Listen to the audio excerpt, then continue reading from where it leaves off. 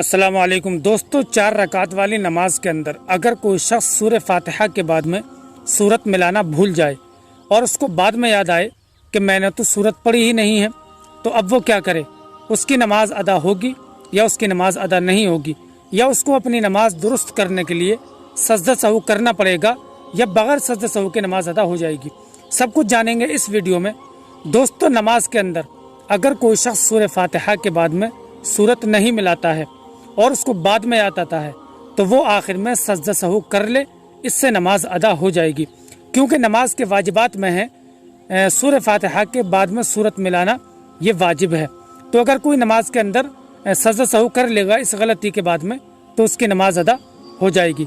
दूसरा मसला जो इस वीडियो में लेकर आया हूँ वो ये है कि अगर कोई शख्स नमाज के अंदर सूरह फातिहा पढ़ना ही भूल जाए और सिर्फ कोई और दूसरी सूरत पढ़ दे और बाद में याद आए कि मैंने तो सूरह फातिहा ही नहीं पढ़ी, तो अब इसकी नमाज होगी या नहीं होगी?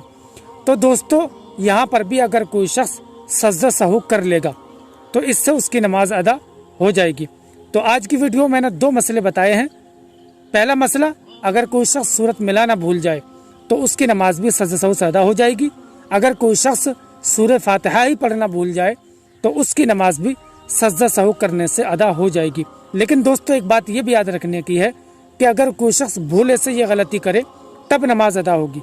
अगर कोई शख्स जानबूझकर ये गलती करता है तो फिर उसकी नमाज सजदा सहू करने से भी अदा नहीं होगी। और एक बात यहाँ पर यह भी याद रखने की है कि ये मसला फर्ज नमाज की तीसरी और चौथी रकात के अलावा का है।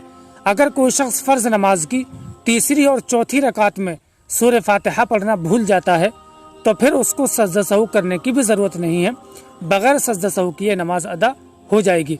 लेकिन अगर किसी ने फर्ज नमाज की तीसरी और चौथी रकात के अलावा सूरह फातिहा को नहीं पढ़ा है तो फिर सजदा सहू करना पड़ेगा।